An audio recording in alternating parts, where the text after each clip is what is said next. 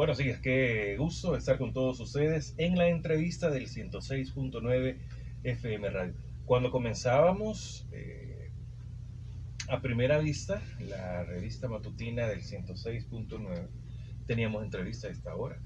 Y fuimos acomodándonos y fuimos modificando y ya eran solo espacios especiales, o son espacios especiales cuando tenemos entrevistas a esta hora, las tenemos usualmente más temprano. Y hoy es una de esas fechas especiales, importantes, conmemorativas y que nos tienen que llevar a la reflexión.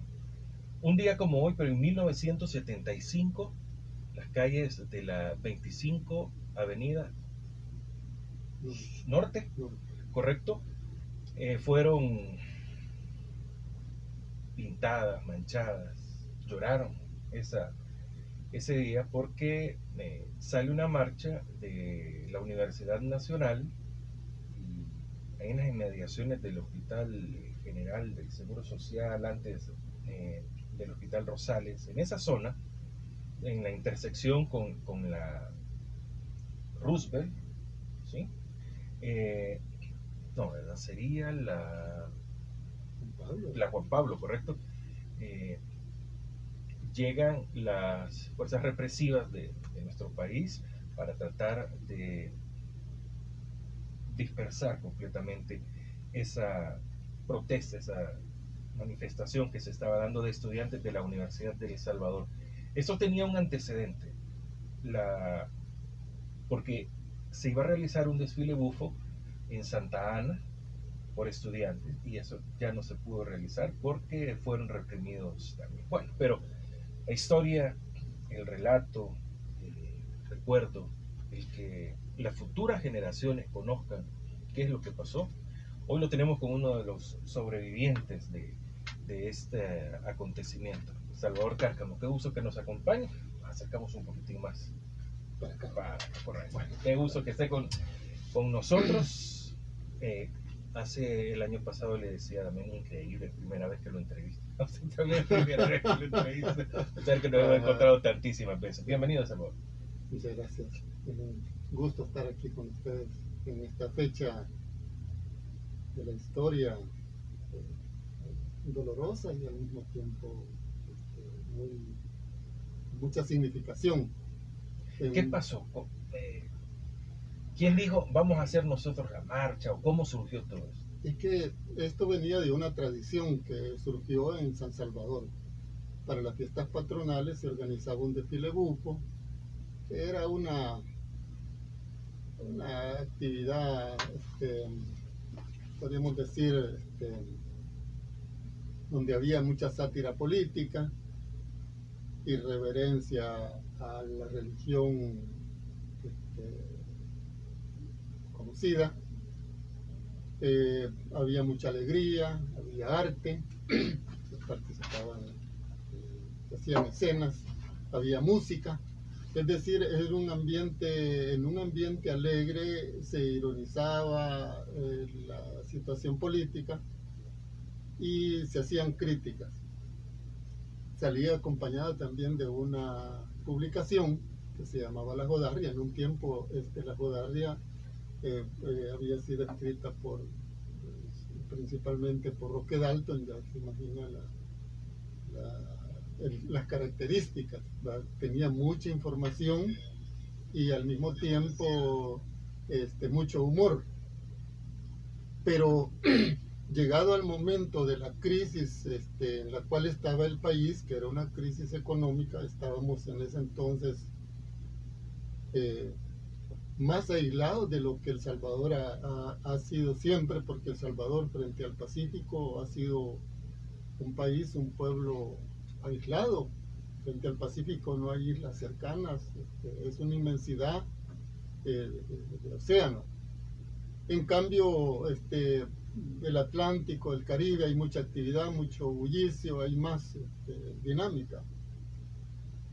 Pero con la guerra en 1969, el quiebre del mercado común centroamericano, el cierre de las fronteras con Honduras, prácticamente nos quedamos mucho más aislados. Y se truncó el proceso que venía sosteniendo y desarrollando la economía, haciéndola crecer, y bueno, soportaba o sostenía la actividad económica y social que existía en el país. Entonces, cuando llegamos a 1975, había una crisis. El gobierno acababa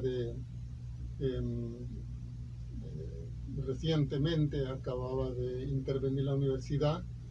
Fue el primer acto que hizo el gobierno de Arturo Armando Molina, que fue impuesto mediante un fraude.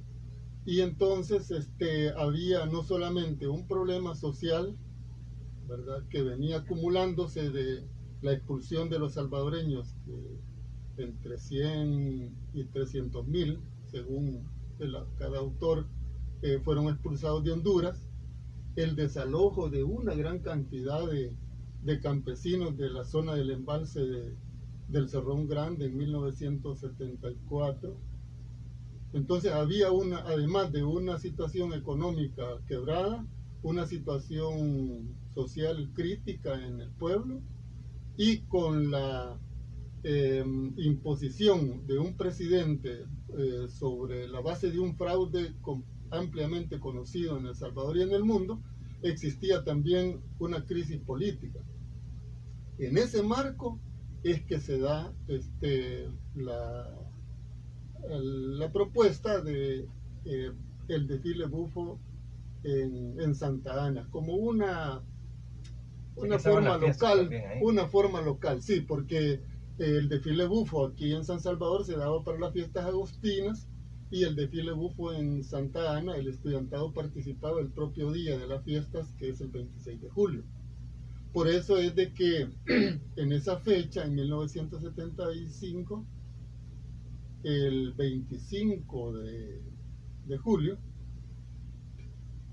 nosotros todavía estábamos en la AGEUS, la Asociación General de Estudiantes Universitarios Salvadoreños. Cuando digo nosotros me refiero al Frente de Acción Universitaria. Acabábamos de perder las elecciones contra la Alianza Revolucionaria formada por el UR-19 y el Fuerza. Ellos se unieron por poquitos votos, pero no ganaron, y no habíamos hecho todavía el traspaso de la AGEUS. Por esa razón es que yo fui delegado por la AGEUS para apoyar a los estudiantes que estaban organizando el desfile bufo en Santa Ana, y me trasladé. ¿Eso fue qué edad tenía usted? Bueno, no me acuerdo qué edad tenía. no me acuerdo qué edad tenía. Bueno, si fue el 75 tenía que tener como 23 años. 23, 24 años. Me dieron el apoyo de un vehículo, me dijeron: te vamos a llevarles transporte, llevarles papelería, llevarles esta información para que las incluyan en la jodarrita, porque aquí se publicaba la jodarria y en Santa Ana la jodarrita. Y y sonido, ¿va?, para el desfile. Yo llegué por la tarde, como a las 6 de la tarde, y tuvimos reunión con el grupo organizador. Les transmití la información que les llevaba para que la incorporaran a la guadarrita. Estaban terminando de redactar y la iban a imprimir durante la noche. Estaban preparando la bebida, porque siempre también iba acompañada de una bebida que se le llamaba Kikapú, no sé por qué razones. Los estudiantes de química y farmacia eran los encargados de prepararla. Los disfraces, las tarimas, bueno, había una gran actividad. Casi todo esto estaba apoyado en la Juventud Comunista de Santa Ana, que yo los conocía porque yo para entonces ya era miembro de la Juventud Comunista. Y entonces, en medio de todo ese ambiente, yo al principio, cuando Manuel Franco me dijo que yo tenía que ir y que llevar ese apoyo, yo le dije: mira, yo tengo examen mañana. Tenía examen de sistemas eléctricos lineales 2, creo. Y me dijo él: mira, solo dale las cosas, las orientaciones, y te apartas ahí para estudiar, y después del desfile te venís mañana a hacer tu examen. Pero ya no hubo forma. Esa noche, cerca de las 11 de la noche quizás, los mismos vigilantes nos informaron de que había ingresado una unidad de la Fuerza Armada que habían capturado unos estudiantes que estaban en la zona, por la entrada, en la zona de la cafetería que había en la universidad, que era administrada por una compañera que era esposa de un miembro del Partido Comunista, Rosa Ada, no recuerdo. Sí, Rosa Ada. Y que los estaban golpeando. Y que luego venían avanzando hacia las instalaciones de la universidad, ante lo cual nosotros desalojamos saltándonos las cercas hacia las fincas aledañas, dejando abandonado el local y todos los preparativos. Ese día quisimos reingresar porque llegamos a una calle rural y luego a una calle que tenía acceso hacia Santa Ana, y fuimos capturados por unas patrullas que casualmente yo conocí al jefe de la patrulla porque visitaba mi casa, era amigo de mi mamá, y entonces por esa razón nos dejaron ir. Esa mañana nosotros amanecimos organizando una manifestación, ya no fue el desfile, sino que fue una manifestación que lo organizamos frente al Instituto Nacional de Santa Ana con el propósito de ir, marchar, denunciar la intervención a la universidad, denunciar la violación a la autonomía de los recintos de la universidad, y pretendíamos llegar hasta el Parque Libertad, pero a la altura del Parque Colón, allá en Santa Ana, fuimos reprimidos.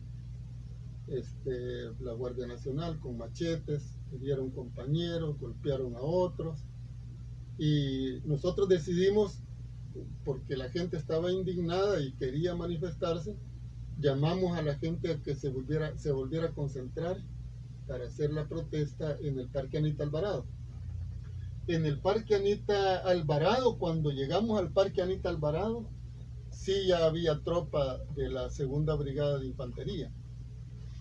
En ese lugar también nos dispersaron con gases lacrimógenos y reprimidos físicamente, y entonces llamamos a la gente a concentrarnos cerca del mercado central, y ahí hicimos varias actividades y terminamos dispersándonos.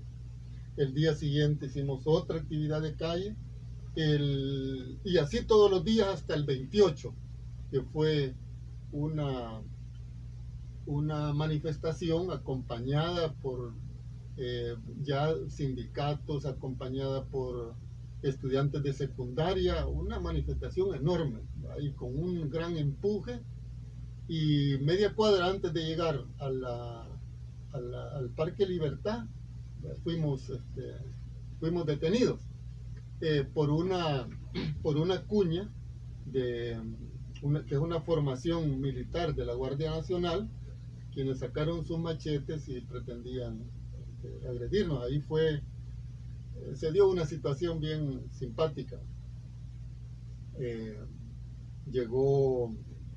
Llegaron a apoyarnos unos diputados que habían sido convidados por Dagoberto Gutiérrez, que era diputado en ese entonces, miembro del Partido Unión Democrática Nacionalista.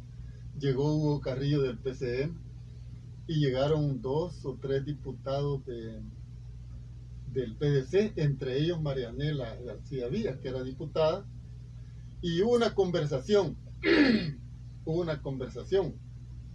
entre ellos, porque Dago me llamó a que organizara con la juventud una primera línea para que la gente no se fuera a desbandar, es decir, que la gente no se levantara. Habíamos visto en películas nosotros que la represión en Estados Unidos para manifestaciones de estudiantes, para no ser desalojados, pues se sentaban. Entonces nosotros fuimos, hicimos una línea, nos sentamos, nos agarramos de los brazos, pero en el momento en que Dagoberto me estaba dando la indicación de que había que hacer algo para que la gente no se fuera a levantar o se fuera a ir, un diputado le dijo a otro, mira, le dijo, estos hijos de puta van a reprimir, ¿va? Cuando los guardias sacaron los machetes. Hicieron un espectáculo porque todos al mismo tiempo sacaron los machetes.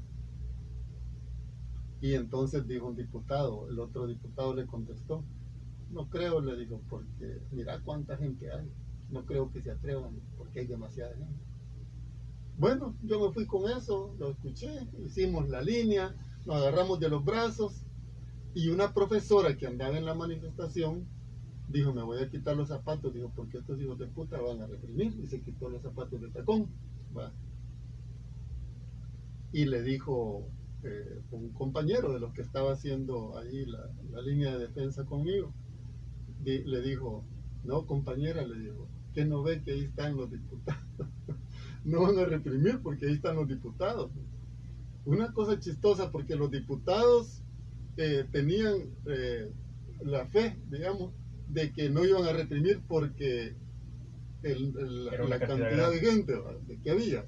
Y la gente, porque estaban los diputados, o sea que nos sostenía un hilito que podía romper en cualquier momento, una ilusión prácticamente. En ese momento a alguien se le ocurrió, cuando empezaron a avanzar con los machetes levantados, a alguien se le ocurrió cantar el himno nacional y empezamos a cantar el himno nacional.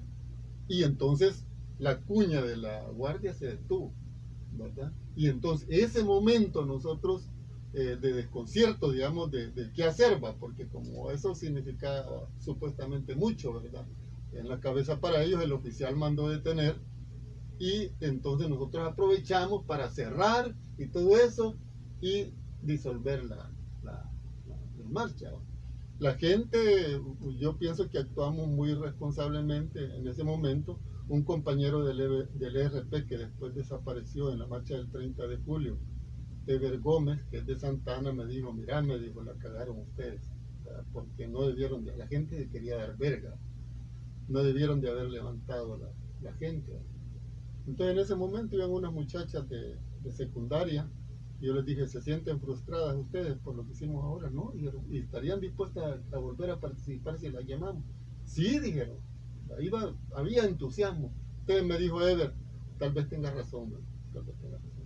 Yo lo vi después aquí cuando estaba ya a punto de salir la marcha el 30 de julio, pero después de eso me di cuenta que ya no había aparecido Mamba.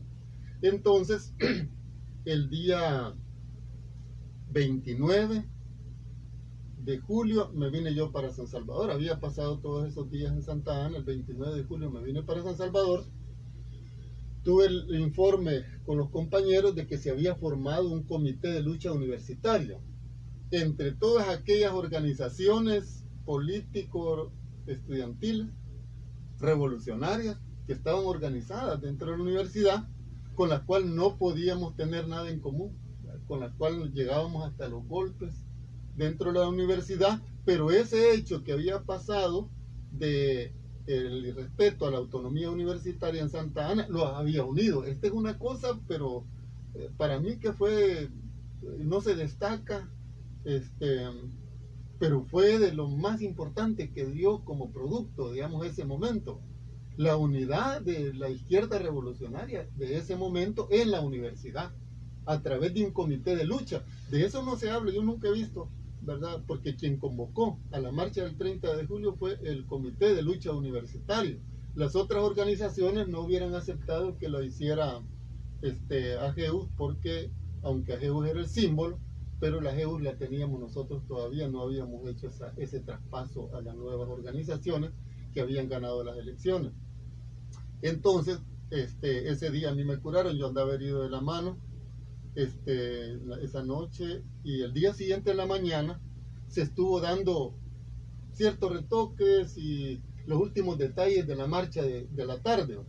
A mí me convocaron los maestros de la Facultad de Ingeniería y Arquitectura para que pudiera ampliarles la información de lo que había pasado, aunque ellos ya habían tomado una posición de repudio, porque fue unánime en toda la comunidad universitaria, trabajadores, docentes y estudiantes principalmente, en repudiar la violación a la autonomía de la universidad. Así se le dio, ¿verdad?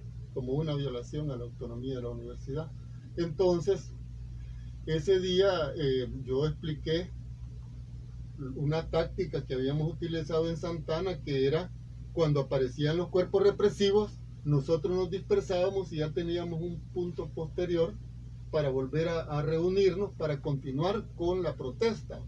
Y entonces se decidió aquí en San Salvador para ese 30 de julio que íbamos a hacer lo mismo, llamar a los manifestantes, en el caso de aparecer los cuerpos represivos, a disolverse y volverse a reagrupar en otro punto, ¿verdad? El siguiente punto de concentración se determinó que fuera el Cine Fausto, ahí en la colonia San Miguelito, o barrio San Miguelito, por el mercado San Miguelito. Entonces, yo tenía que estar en la asamblea de maestros de la Facultad de Ingeniería y Arquitectura, tenía que estar a las 5 de la tarde, estaba convocada. Y la marcha, los compañeros de Santa Ana vinieron como a las 2:30 de la tarde. Yo me fui a saludarlos porque habíamos andado varios días con ellos y ellos venían a incorporarse a esa manifestación. Ahí venía un hermano mío y venían todos los compañeros con los que habíamos estado manifestándonos los días anteriores en Santa Ana. Y dije yo, bueno, de aquí a las 5 de la tarde, como a las 3, que estaba ya saliendo la manifestación, dije, alcanzo a ir hasta la embajada de Estados Unidos, que siempre era un punto obligado de paso para ir a manifestarnos contra ellos, y regreso a la asamblea con los maestros de la facultad. Pero ya caminando, me fui en el bloque, era como el cuarto bloque en el que yo iba, porque iba bien organizadita, por bloques, con control, con disciplina. Estamos hablando más o menos de cuántas personas.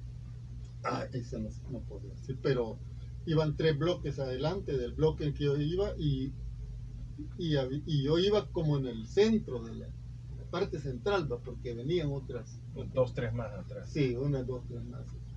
Entonces, ya después de que pasamos de la embajada, 100, 150 metros más adelante, un compañero me dijo, ayúdame a agitar. Y dije yo, tomé el tiempo, bueno, todavía le voy a ayudar un poquito, tomé el megáfono y dije, me queda tiempo para acompañarlos un poco más y regresar a la facultad.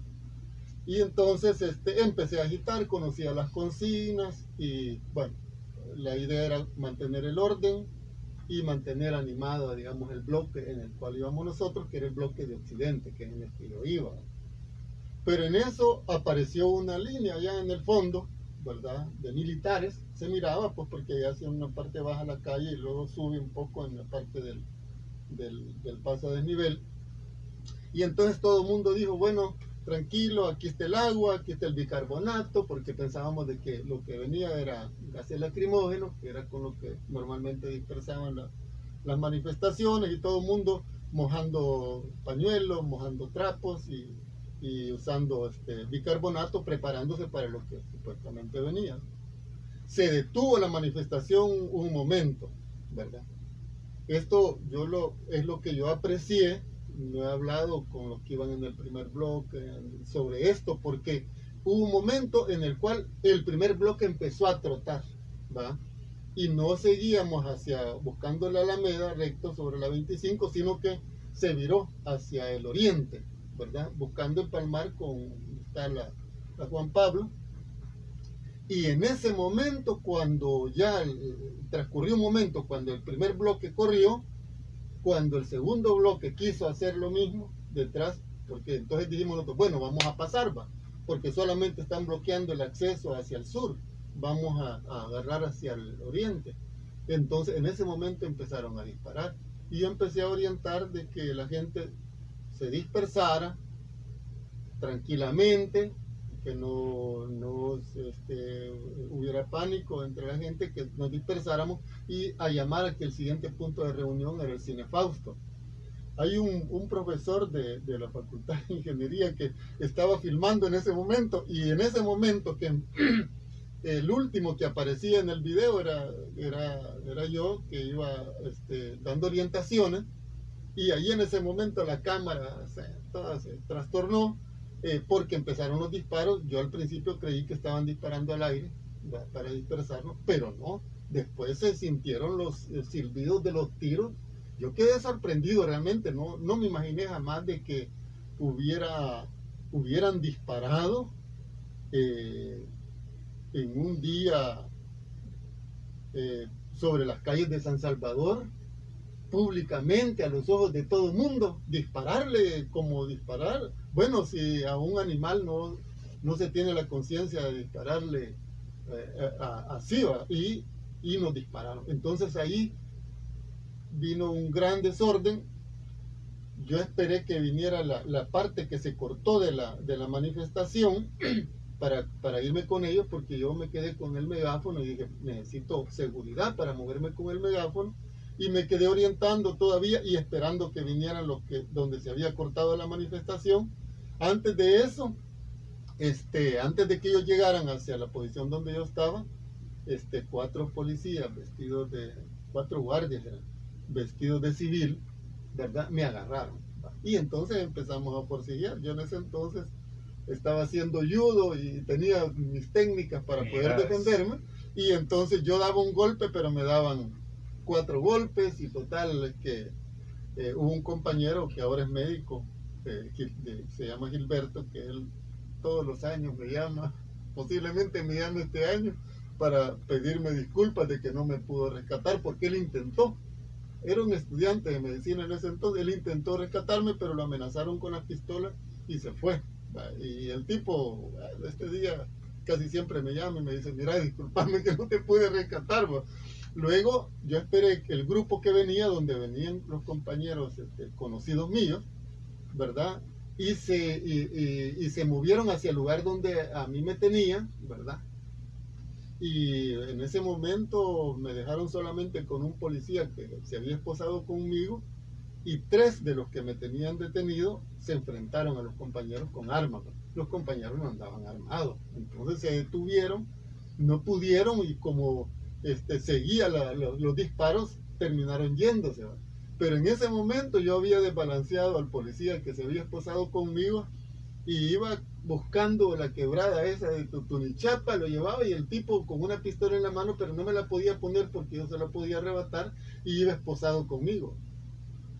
Cuando los compañeros no pudieron seguir intentando rescatarme, volvieron los otros 3 que habían estado participando en mi captura y me detuvieron, me sometieron, y luego apareció un taxi. Yo dije, vaya, un taxista, ¿verdad? Pero no, el tipo cuando paró, era un carro Cinca, color rojo y negro. El tipo dijo, suban ese hijo de puta, ¿va? O sea que era parte del operativo el taxista de ese carro. Me subieron, me llevaron donde había 2 camiones, y me subieron golpeándome y agarrándome del pelo, y me tiraron sobre la cama. Ya habían como 5 compañeros ahí que habían sido detenidos en esos camiones altos de la guardia. Y entonces, estando allí en la cama del camión, en el piso, luego empezaron a llegar más heridos, y ya los que quedan, fueron como 2 niveles que hicieron, porque a mí encima me quedó un muchacho que iba mal herido. Yo no lo conocía, que llevaba la mano solo sostenida en los tendones, ¿va? Y tenía otra herida en el tórax, y me quedó encima, ¿va? Porque yo, como fui de los primeros, quedé abajo, y a los demás los fueron tirando encima de los otros. Como querían. Ajá. Y entonces, y el muchacho, yo sentía la sangre de él que me estaba empapando la ropa, y él decía, mamá Miriam. Estaba como delirando, y hablaba de su mamá Miriam, como llamando a mamá. Y entonces los guardias le decían, ahora decí, gorilas hijos de puta, los estudiantes son un vergones. Hubo un compañero que era de secundaria, que usaba barba, joven, que a mí me quitaron las esposas y al ratito venía él esposado. Entonces yo dije, ahí vienen mis esposas, ¿va? Con él. Y yo lo conocía, Herbert. Era de la Asociación de Estudiantes de Secundaria, de AES. Y lo tiraron hacia un lado, pero él no me conoció, porque yo iba ya como oculto por el otro cuerpo del compañero que estaba encima, y además me habían roto el tabique de la nariz con una pistola, que iba hinchado de la cara, y él intentó auxiliarlo. Cuando él intentó auxiliarlo, dijo que necesitaba, lo agarraron a patadas. A Herbert, él ya falleció, Herbert. Bueno, de allí, en 2 camiones, en el camión que yo iba, íbamos un poco más de 30. Y había otro camión con otra cantidad también de detenidos. Nos llevaron salimos, yo sentí que nos habían llevado a diferentes lugares de San Salvador y luego terminamos en la Guardia Nacional. Ahí dijeron que el que se pudiera bajar, que se bajara, y el que no se pudiera bajar, pues de una vez lo iban a tirar a un basurero. Entonces todo el mundo hizo el esfuerzo de poder bajarse. Allí hubo una compañerita que no podía bajarse, tenía un balazo en la pierna, terminó bajándose al final. A los que iban más malheridos los apartaron. Yo no iba tan mal herido, realmente solo llevaba el golpes en la cabeza y golpe en la frente, pero no tenía herida de bala. Y a los que iban heridos de bala los apartaron. En el camión quedaron como 6 cuerpos de compañeros que no pudieron bajarse. Y entonces el camión arrancó y se fue. A los heridos los apartaron. Yo todavía en ese momento pensé que para darles atención médica. A nosotros nos tiraron boca abajo, nos quitaron los documentos, las pertenencias personales, y nos golpeaban con un palo en la cabeza, como reprendiéndonos de causar desorden, y esas cosas de las que nos acusaban. Posteriormente nos llevaron a una Bartolina. Ya en ese momento éramos nosotros 25 reos que estábamos en la Bartolina, varios con golpes, y entre ellos había un médico del seguro, un chelito, pelo colocho, que había salido a auxiliar a los estudiantes golpeados, heridos, y lo habían capturado. Entonces, a pesar de que él les decía que él era un médico que estaba ayudando a los heridos, se lo llevaron con nosotros. Y había una persona que nos llamó la atención, a mí particularmente, porque dijo que era un obrero, pero a todos nos preguntaba que qué era lo que hacíamos, lo que íbamos haciendo en la manifestación. O sea que era un personaje un poco raro, desentonaba con el tipo de personas que estábamos, y muy interesado en saber qué es lo que hacía cada uno en la manifestación, pero nadie le daba información. El día sí, esa noche, de los momentos más difíciles que yo he pasado, digamos, en mi vida, pues esa noche, porque ellos dijeron de que definitivamente nos tenían que matar, nos iban a matar, y entonces que nos iban a matar uno por uno.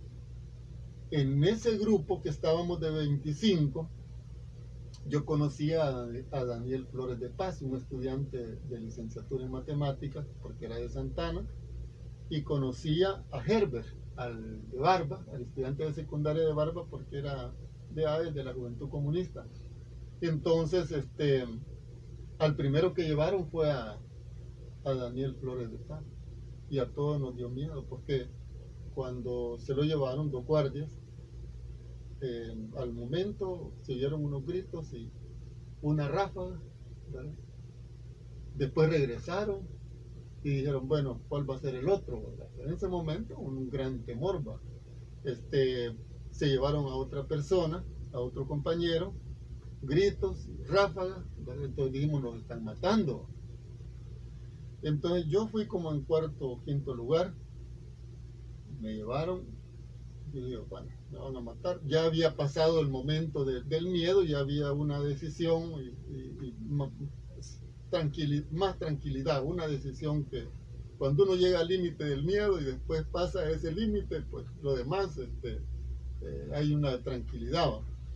Y entonces, pero en ese momento no se detuvieron en ningún sitio, me llevaron hasta un edificio donde habían muchas gradas, eh, gradas largas, anchas, y se miraba que estaban unas oficinas iluminadas.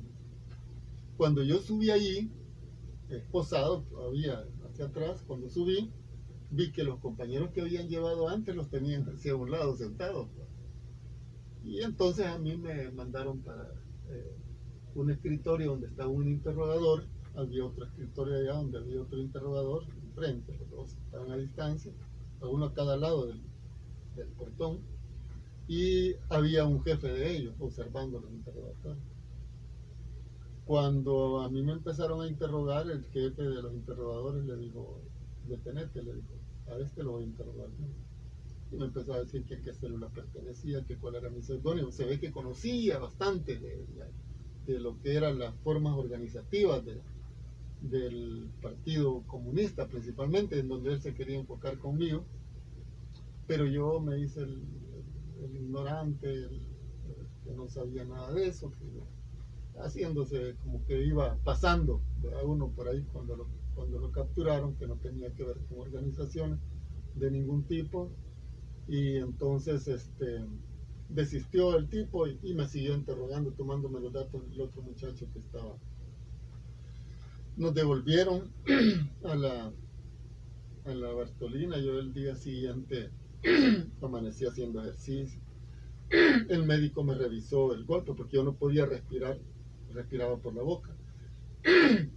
Bueno, está con nosotros Salvador Jara, para que tome un pequeño sorbo de Prefiero, agua o café. prefiero tomar café. Estamos haciendo un poco de memoria histórica. Las generaciones futuras conozcamos qué pasaba realmente, qué pasó hace 46 años un día. No. Sí, entonces ese día le informaron al médico que iba a salir, entonces todos le dimos recado, pero no, eran verbales, y él dijo, sí, me acuerdo, sí, me voy a acordar de eso. Bueno, los estudiantes de medicina tenían fama de tener una memoria especial, ¿va?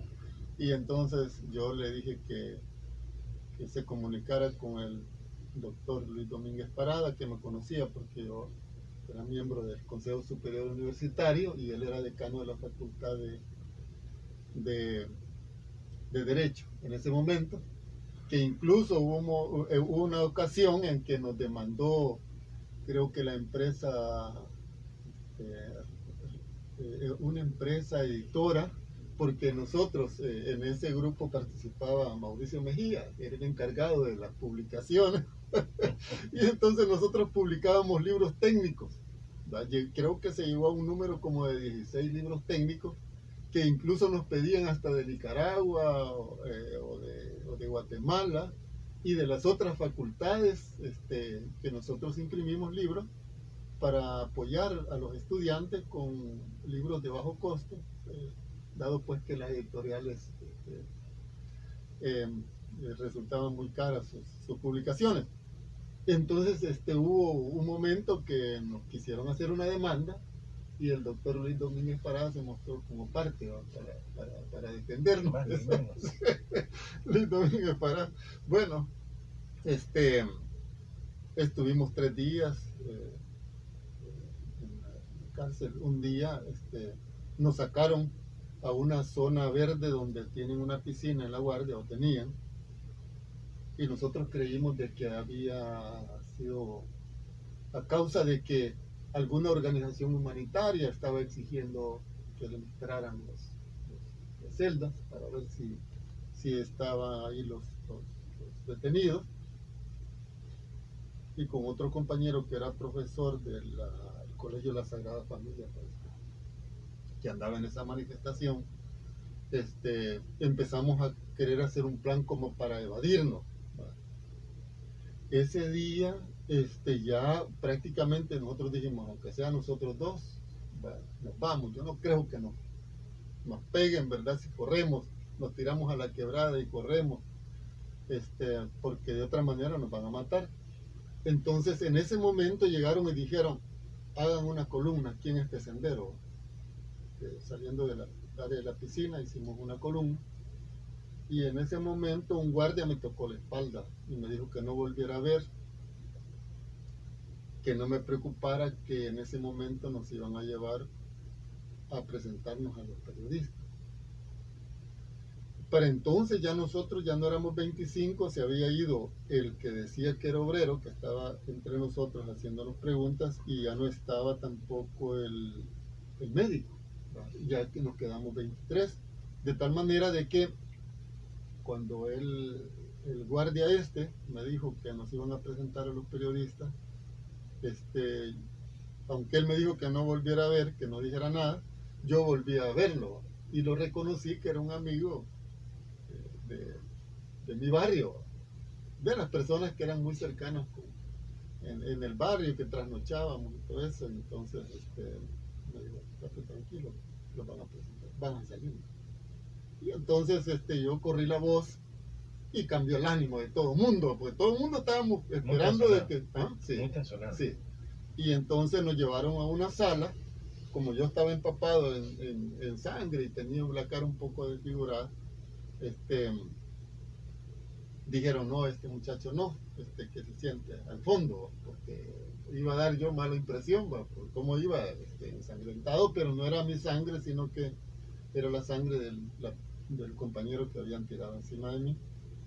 Ahí nos hicieron advertencias, habían unos padres de familia, habían periodistas, hay fotos de esa época, y luego nos dejaron en libertad. En ese momento... Estamos hablando del 2-3 de agosto ya, sí, o del 1. No recuerdo. Eran 3 días después. Ah, ok. 3 días de agosto. Entonces, cuando estábamos ya en la parte, digamos, fuera de la oficina o de la sala esa, yo me quise ir con un muchacho en el vehículo, que había llegado el papá a traerlo, y el papá no quiso llevarlo. Entonces le pedí que me prestara dinero para pagar un taxi. Ustedes me dieron 5 colones. Y en eso se me acercó un guardia de paisano y me dijo, mire, me dijo, me ha mandado una persona que usted conoce, no vaya a tomar taxi, no vaya a tomar taxi porque lo van a joder. Sígame, a distancia, sígame a distancia. Entonces yo les dije a los que estaban ahí, miren, este carro me ha dicho que lo siga, lo voy a seguir, me dice que no tome un taxi, y como yo tenía la idea de que aquel taxista, que yo tenía la esperanza de que fuera una persona civil, que era de los mismos, sí, era parte de eso, entonces le di cierta credibilidad y dije, bueno, de todas maneras lo voy a seguir a distancia. Y entonces él empezó a caminar y yo fui detrás de él, como a unos 15 metros, 20 metros. Y luego salimos de la guardia, llegamos a una esquina, doblamos, y como a 100 metros estaba ahí mi mamá, estaba una dirigente de un sindicalista en Santana que se llama, o se llamaba porque la asesinaron después, Gloria Machón, era una dirigente destacada que teníamos una cercanía porque yo la había reclutado para la Juventud Comunista. Y estaba una persona que era esposa, todavía vive ella, esposa de un tío mío, que ella tenía negocio en el mercado y les prestaba dinero a los guardias. Entonces, por esa relación, otro tipo de... sí, por esa relación es que ella pudo saber que yo estaba detenido, y además pudo mandarme una advertencia para que no fuera a tener mayores problemas a mi salida. Y mandó. Cuando pasó él, Él no se detuvo, solo pasó y entonces gracias fulano le dijo ella, ¿no? Y él siguió caminando, no se detuvo, como que era una persona que iba pasando y entonces ya yo me quedé ahí. De allí mi mamá quería que nos fuéramos para la casa, pero yo les pedí que fuéramos a la catedral porque me informaron allí de que se habían tomado por primera vez, creo que se tomaba en la catedral para exigir la libertad de los que habíamos sido detenidos. Cuando yo llegué, vi a un compañero que era compañero mío en Ajeus, Adán Marquina, que es de San Miguel, que estaba allí en la toma. Este, había bastante gente. Eh, de ahí digo, bueno, pues que me fueran a dejar a la universidad porque iba a informar lo que yo había visto.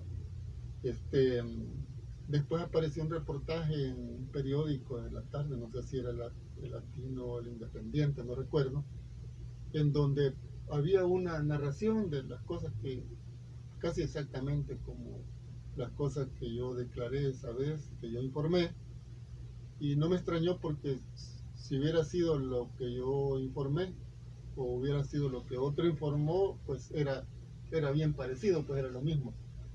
Entonces, a partir de ahí, me indicaron ir donde una doctora que todavía está con vida para que me revisara. Fui hasta Chalchuapa, era una jovencita, que quizás tenía unos 22 años, médico, no, más bajo, que me revisó y me dio me dijo que estaba bien, que no tenía daño interno, porque me habían golpeado, ¿sí?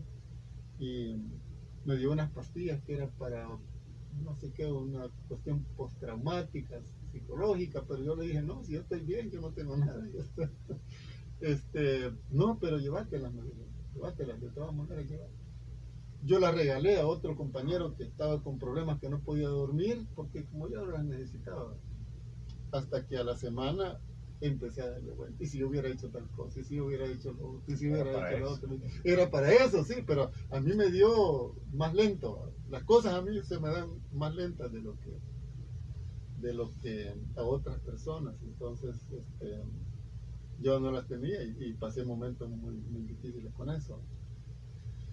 Esto es de lo que te puedo narrar de lo que fue ese evento. Participé en varios mitines denunciando en el interior del país, denunciando esto, y en la universidad que después habían actividades, porque apoyándonos en el video que el ingeniero Trujillo había filmado, en el que yo aparecía en la parte final, un tramo de la parte final, eh, hacíamos conciencia a la gente que no había participado, ¿verdad? Porque ahí habían escenas de la situación de lo que había sido la represión de la manifestación el 30 de julio. Salvador Cárcamo, 1975 estamos hablando. Me pasan de esas cosas que no se le encuentra explicación. 46 años después, a usted lo llaman, estamos hablando ya del 2021, para que dé información o declare sobre lo sucedido en el 75. Sí, realmente son cosas que uno no tiene una explicación de eso, porque efectivamente el día de ayer, por un medio electrónico, fui citado a la fiscalía y me presenté a dar un testimonio o declaración, pero por una iniciativa privada. ¿Cómo que realizó la doctora, una denuncia de la doctora Mirna Perla, sí, y no por parte de la universidad. Eso a mí por cierto, me Mirna sorprende. Perla hoy estará en Entre Mujeres acá, Ajá. hablando de Sí, la entonces, experiencia. sí, entonces para mí yo eso fue lo que entendí, ¿verdad? De que era un caso abierto por la doctora Mirna Perla, la veo doctora, la amiga o la compañera Mirna Perla, que resultó lesionada en los hechos de la masacre, ¿verdad? Ella se dañó su rodilla, saltó en el paso de niveles perdió el conocimiento, unos compañeros le ayudaron. Afortunadamente está viva. Hay personas que la vida nos quiere castigar con más tiempo de vida, ¿va? Yo cuando estaba en secundaria, porque yo entré organizado de secundaria a la universidad, yo miraba a los de 18 y 21 años como que eran viejos, ¿va? Después en la universidad, 30 años para mí era el fin de la vida, porque ya de 30 años eran demasiado viejos. Pasé por los 30 años y sin darme cuenta, porque en el tiempo de la guerra pasó esto, y yo decía, bueno, llegar a 50 años y qué más puede pedir o esperar uno, ¿verdad? Para entender o pensar la vida. Pasé por los 50 años y dije yo, bueno, el finales son los 60 años. Llegué a los 60 y estoy a punto de llegar a los 70 y digo, bueno, ¿y entonces qué pasa? Porque de los primeros grupos con los que nos organizamos, unos abandonaron, otros murieron, y muy pocos, pero poquísimos sobrevivientes estamos de esas luchas de entonces, ¿no? De la lucha electoral que se inauguró para mí, se inauguró con el Partido de Acción Renovadora, con el candidato Fabio Castillo Figueroa. Don Fabio dice que la guerra comenzó en 1967 con esas elecciones, y yo me pongo de acuerdo con él, porque ese fue un periodo en donde arrancó una acumulación que nos llevó a culminar hasta con la guerra civil o guerra popular revolucionaria que tuvimos y que terminó en principios de los 90. Lo que vino después, pero es otra cosa. Pero yo me pongo de acuerdo con él de que la guerra ahí comenzó. Yo me incorporé en el momento en que nos llevaban en el camión y nos iban diciendo eso, pues los guardias, cuando nos habían capturado, yo en ese momento siento yo de que mientras ellos decían eso, yo casi no le ponía atención porque estaba en un proceso interno diciendo, si salgo vivo de esto, pues sí, definitivamente yo me voy a incorporar a una organización armada para también destruir esta fuerza que era la que se oponía a la democracia, a la cultura en nuestro país. Y sigo reclutando. No sé qué viene después de los 70 años, porque este fin de año voy a tener 70 años, pero no me duele nada todavía. Y sigo reclutado para las luchas que vienen. Vamos a ver qué es lo que pasa.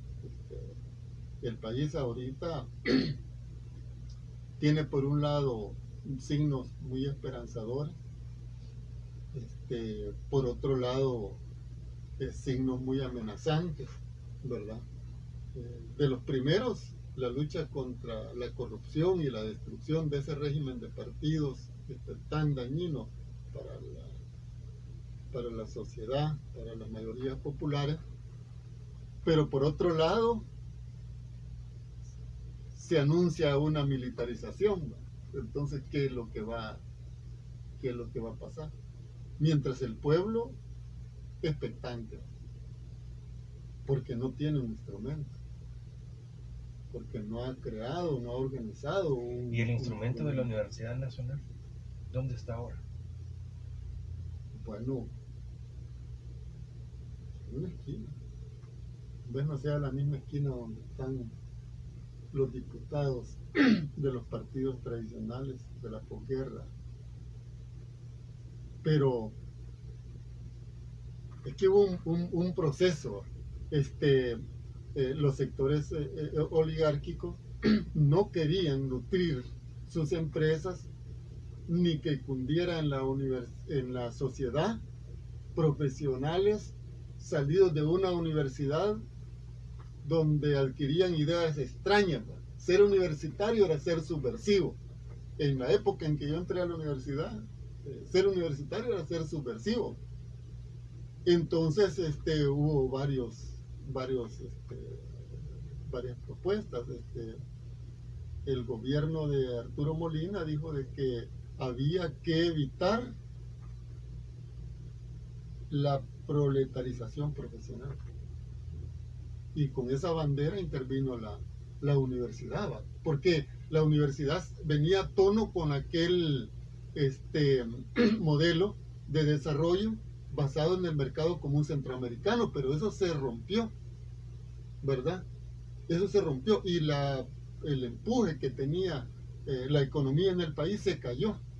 Y entonces la universidad, que venía acompañando con la formación de profesionales, ¿verdad? Y había un proceso de ampliación en la base de la incorporación de universitarios, de los sectores populares a la universidad, política de puertas abiertas para los sectores pobres de la sociedad, para que pudieran estudiar mediante programas de becas, que en la época ya había comenzado antes de la gestión del doctor Fabio Castillo, pero continuó con el doctor Rafael Mengíbar, que fueron expulsados del país en 1972. Entonces, la creación de la primera universidad privada, el estrangulamiento del presupuesto de la universidad, la desestabilización. Entonces, prácticamente la calidad de la universidad fue decayendo.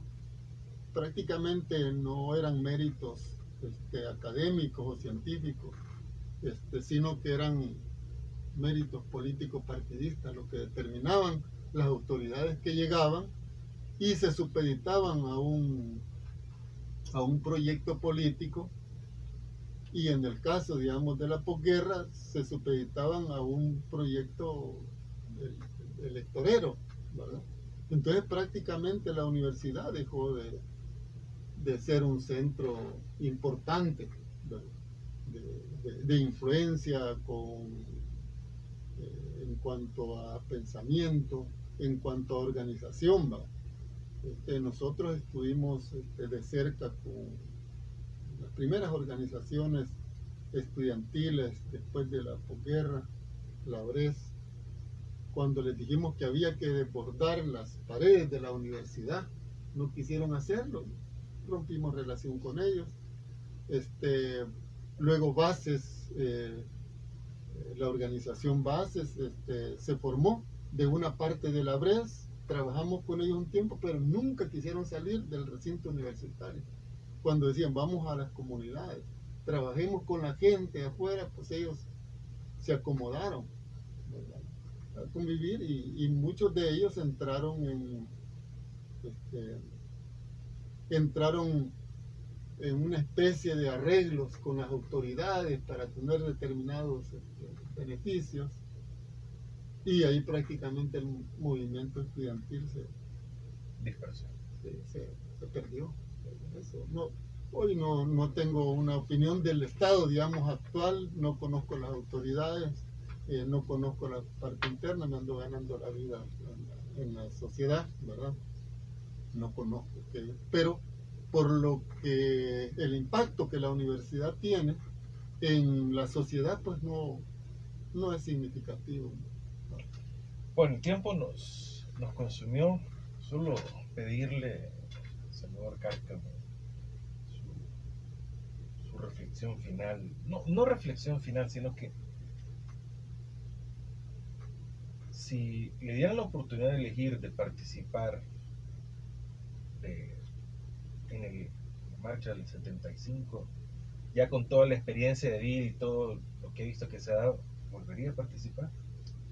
Está con la misma edad y todo. Eso es indiscutible. Es que, no sé. Es solo una emoción de joven. No, ya no era. En ese momento no era. Si yo había andado buscando contacto con las organizaciones guerrilleras desde el 71. Fui a una reunión con Roberto Antonio Antillón, que ya falleció, un brillante profesional químico, con Oscar Emilio Flores fuimos el 71 a una reunión con unos compañeros que ya era un grupo armado en el puerto de Acajutla. Y hicimos un plan que íbamos a echar adelante, pero ya al momento en que nosotros, como apoyo de ese grupo guerrillero que ya se había formado, que incluso habían entrado conscientemente a la Fuerza Armada para prepararse y tenían ya destrezas militares formadas, nosotros lo que hacíamos, Antillón, el Chino Alonso y yo, era prepararnos físicamente y estudiar textos políticos para ir afirmando, digamos, nuestras convicciones y entendiendo el proceso, digamos, que se da en la sociedad de las transformaciones. Pero cuando ya apareció un plan para atacar un puesto yo creo que en ese entonces era el 5º Regimiento de Infantería todavía en Santa Ana, ¿verdad? Roberto Antillón dijo, no, mira, yo voy a colaborar de otra manera. Y efectivamente lo hizo, porque cuando el tiempo de la guerra, nosotros recibimos TNT, fabricado artesanalmente. Él fue uno de los que fueron capturados en la fábrica de TNT junto con otros 2 compañeros. Y el Chino Alonso pues apareció cerca del ERP, pero después de ese golpe que tuvo nuestras fuerzas, principalmente del ERP en la zona de Putumay Camonas, hubo una gran dispersión y ya él ya no pudo integrarse. Entonces yo sí me quedé integrado, pero en aquel momento también el Chino me dijo, yo lo estoy pensando. Y cuando me recontactaron a mí, yo les dije que yo estaba dispuesto, porque yo ponía mi casa y ponía mis apoyos para que lo hiciéramos, pero que los otros habían. Entonces me dijeron, decirles de que perdiste el contacto con nosotros, ¿verdad? Porque no conviene, si vamos a hacer algo, no conviene hacer. Eso fue el 71. Entonces el 72, el 71 también fue la segunda huelga de Andes, 21 de junio, que es una cosa que impactó en toda la sociedad, en el ánimo de toda la sociedad. En el 75 yo ya tenía una convicción formada, ¿verdad? Y no sé, me he quedado siempre para ver hasta el final los procesos, ¿verdad? Así mismo en la guerra. En la guerra uno tuvo momentos muy altos, momentos que bajaba, digamos, pero nunca se me ocurrió abandonar el proceso. Cuando tuve la posibilidad en la universidad de que ofrecieron becas para estudiar a la URSS o fuera del país, recomendados por el Partido Comunista, yo no quise aceptarlo. Yo quería ver el proceso, quiero ver el proceso, cómo. Y dije, voy a perder mucho tiempo, son 6 años, 1 año de idioma, de adaptación, 5 años, y después venir, y creo que no fue una mala decisión, porque tengo en la cabeza, digamos, toda la continuidad de lo que ha pasado en el país, y los que fueron, yo, compañeros muy queridos, muy inteligentes, veo que hay una parte ahí que se perdieron. Yo anduve ganándome la vida vendiendo terreno durante 10 años, y en una ocasión vino un muchacho de Estados Unidos, un señor ya, de Estados Unidos, y me dice, mira, vos no me conocés, vos fulano, así le digo. Yo era del UR-19, de los que nos dábamos verga como ustedes. No, hombre, sí. Espérame, le voy a hablar al otro. Ya apoyamos a los Vikings, a no sé qué, apoyamos al FMLN ya durante la guerra. Y el otro vino y me invitaron a cenar. Bueno, allá al Hotel Alameda fuimos, funcionaba todavía un restaurante en el Hotel Alameda. Y me dicen, ahora ya no. Y me dicen, mira, puta, te queremos decir de que te admiramos, porque nosotros nos perdimos esta guerra y era la guerra de nosotros. Y mírame, esta panza que tengo, este otro calvo, ¿verdad? Ya no podemos. Viene otra guerra ya nosotros, porque nosotros nos perdimos. En el momento que hubo que tomar la decisión, no nos quedamos. Y vos te quedás, ¿verdad? Y entonces yo les digo, sí, me quedé, pero con la suerte de que sobreviví, pero en cualquier momento eso no pudo haberse interrumpido, ¿va? La vida con tantos Claro. acontecimientos casi todos los días. Entonces, pero me dice, nosotros debimos de habernos quedado, porque era la guerra de nosotros, porque la guerra es para jóvenes, y nosotros estábamos jóvenes, y nosotros estábamos comprometidos con el proceso, pero cuando apareció la represión, aparecieron los muertos, los capturados, nos fuimos para Estados Unidos. Y hoy que sí, tenemos una familia, hoy, puta, me dice, pero no, nos perdimos lo más importante que aconteció en nuestro país. Y yo los entiendo. No se llama... Se me olvidaron los nombres de él.